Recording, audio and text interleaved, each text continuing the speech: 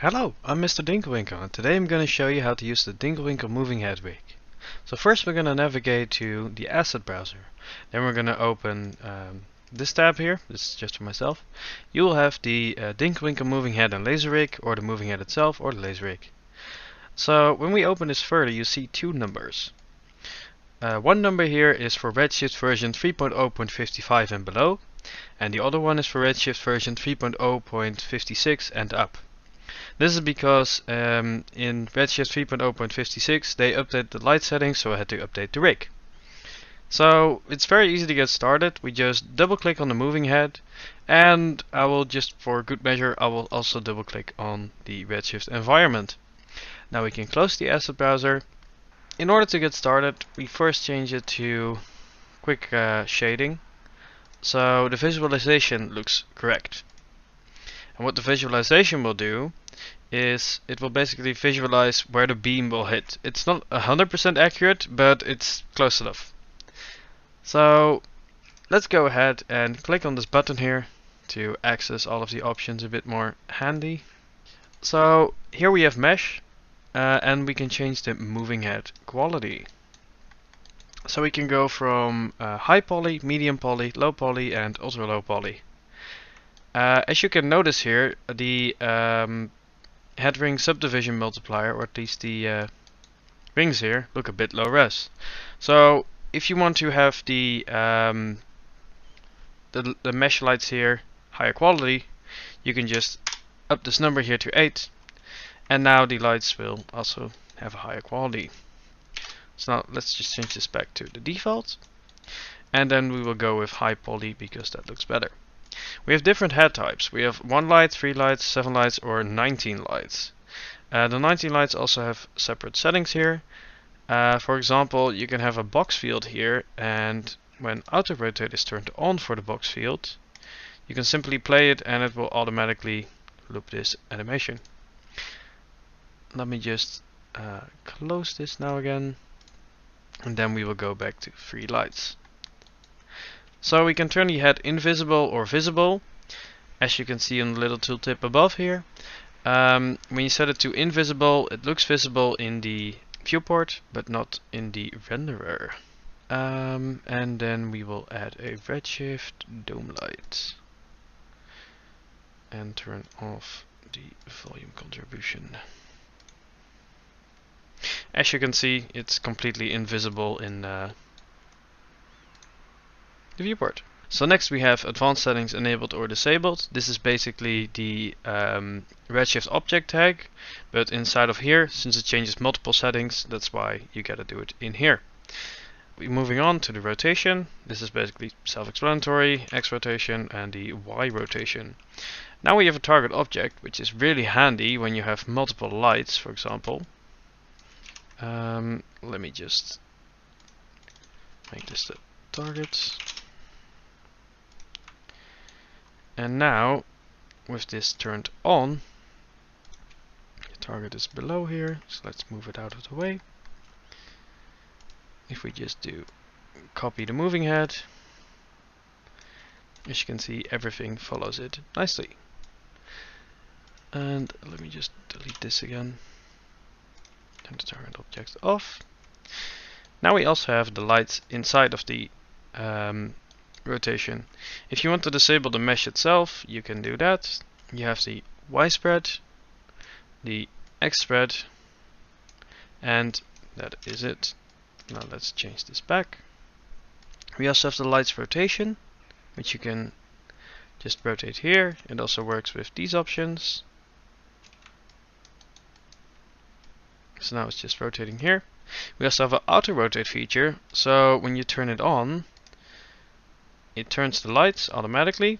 It's also keyframeable, so when you keyframe it from going left to right, it works properly. Also in the auto rotate feature, you can change the RPM, so you can make it go way faster or really slow. There is also here a separate speed control to make it slow down or speed up. You can only animate the speed, not the RPM, sadly. A little intermission. Okay. And when I play this now, it turns really slowly to the right. But what you can do is you can actually add a 0 in the speed here to make it go at 20 RPM instead of 10. And we can also do this at like 500, so it goes crazy now. So that's something you can do. Now here we have all of the basic light settings. For here I will grab the handy render view window again, redshift tag. We have color, temperature, temperature and color, temperature change, and here we have colors. What's really cool about this is that here you can see multiple numbers, and each of those represent a different color. So let's say I want every color to be red, then I can change it to red, pink, yellow, or I can do no override and I can change the lights individually up to the 7 lights. We also have a global intensity.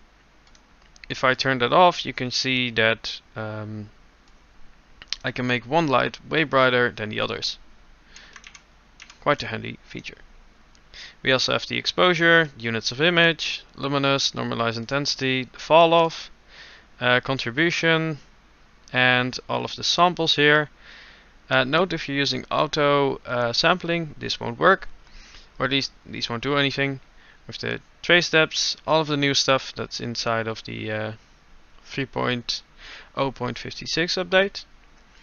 Project, exclude objects. We also have the opening size, and what the opening size will do for you is that it will basically change, as you can see here, how big the opening is. If I put it to 0, it's completely closed, and if I put it to 100%, it's completely open. We can also change the light visibility. So if you look inside of here, there's these bright white dots. You can turn it off. You can also change the moving head width. As you can see, the visualization scales nicely with it. And then of course we have shadows, caustics, and AOV groups. And now we're going to go into the final panel, or the second final panel, and that is the visualization. So here are the standard options that came with Redshift: the wireframe light, the illumination of the light itself, illumination adjustment, and here are some custom ones that I made myself. So here's the visualization guide. So these are basically beam objects that are pointing forward, and you can also turn them on and off. And here's the other visualization of the beams themselves and how big they are. You can also change the length of the beam itself, which is quite handy. You can also turn off the X-ray, but personally I would leave it on because it looks nicer. So here's the last tab, it's the About and Credits. The tutorial link will be here soon because I'm recording this at the moment, and the website link will also be there. And then I will double click on the laser, and I will double click on the cigarette smoke to get started. Now we're going to close the asset browser, and we're going to go into the laser, and I am going to click this plus sign here, so it will be easier to see everything here and use the rig. So the first thing you'll see here up top is the laser quality. You have high, medium, low and ultra low. This basically changes the quality of the laser. It's really handy for having multiple lasers. We also have the circle segments here. This is basically the quality of the head inside here. So if I change this to example 4, a really low number, or to 2, or to even 1, you'll see that the tube here, which inside the laser is produced, is really low quality at the moment. So if I start a redshift, the render view, you'll see that the beam also takes a low quality shape. So in order to avoid this, you can just simply change this to 32, and now it's nice and round. So let me change this back to high quality so we get the best preview experience. And we also have enable screen in front of laser. This basically is a little screen that's in front of the laser that will change how it looks when you look into the laser. And then we click on enabled, and as you can see, there is a screen now in front of the laser. And we also have the invisible and visible options. If we click on invisible, the entire mesh here becomes invisible. And yeah, that's about it what it does. As you can see in the viewport, you still see the box, but you won't see it in the renderer. We're going to go to lights, we're going to go to dome lights, and then we're going to turn off the volume. So as you can see now, you will really see it if it would be visible. So now we're going to change it back to visible. We're going to go to advanced settings, enabled or disabled. You can enable them, and then you can, for example, change the primary ray visibility or anything that you would like to do in the RS object tag. Now we're going to go into the shape, which is really self-explanatory. It's basically the rotation of the laser and the orientation here. We also have a target object, which is really handy if you have multiple lasers. And then we're going to create a null. We're going to name that target. We are going to select it with this little pick whip here. And we're going to move it forward. And we are going to enable the target. So now if we have multiple lasers here, we're going to copy the same laser. You will see that they all point towards this target. And it's really handy for making cool animations and stuff like that. So now let me just undo everything. There we go. By the way, also a handy feature is you can just turn it off and then it will resume the other laser rotation here. And we also have an auto rotate feature, which is really cool. Let me just change this to 4.6. As you can see here, here's the auto rotate feature working nicely. When it ends the decomposition, it of course snaps back. You can also change it on the fly, left and right. You can also down the speed. And this is keyframeable, the RPM is not. A little intermission. Okay. And when I play this now, it turns really slowly to the right. But what you can do is you can actually add a 0 in the speed here to make it go at 20 RPM instead of 10. And we can also do this at like 500, so it goes crazy now. So that's something you can do. And we also have heads, different kinds of heads. Let me just turn the visualization off. You will see what the laser is doing. At the moment here, you will see some nice little light streaks here coming through. We're going to change this now to a flower, a cogwheel, the Redshift logo, a text, the bat signal, a star, a cube, a puppet, little light streaking through. This here is a custom head itself. If you open this up, we can open the different heads. We can go to custom, custom 4. If you want to, you can make your own heads inside of the custom ones or even in the presets if you really want to. And we're gonna go into the shutter, and here is the open and closed animation, and it will start here in the beginning, and you'll see it here in the render view. Okay. So now let's continue to custom 5, and that is this head, which makes some nice little thick like streaks here. Okay, so basically here you have the head position, and we have it for the X position, so you can change this. We have it for the X, the Y, and the Z. You can change it very easily. And we also have for the laser housing itself. So you can change the Z position of the laser head itself. Change the X whiteness, the Z whiteness, or the Y whiteness.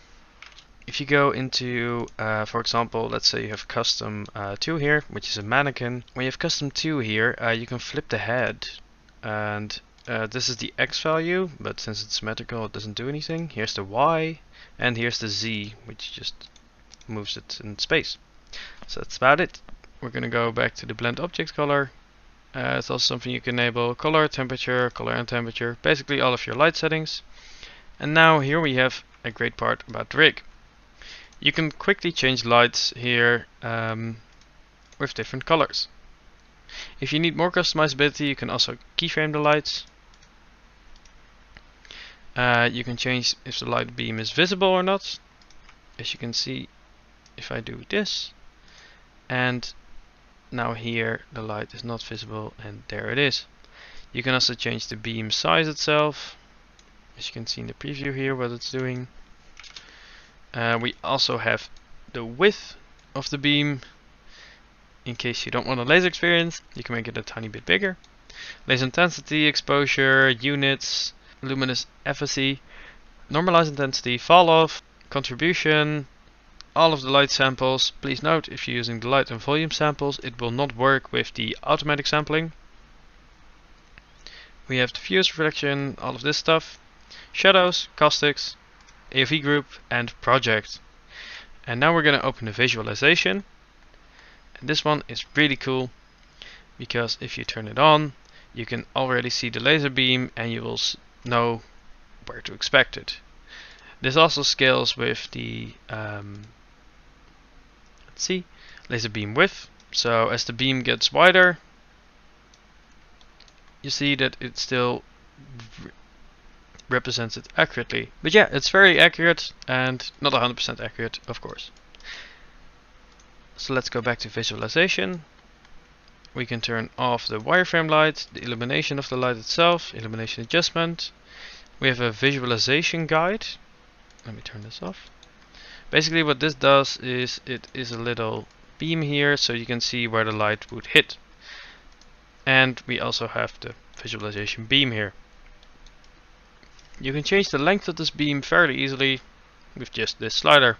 You can also change the X-ray here to be on or off. And that's the entire laser rig. Thank you for watching, and I hope you have a wonderful day. Goodbye!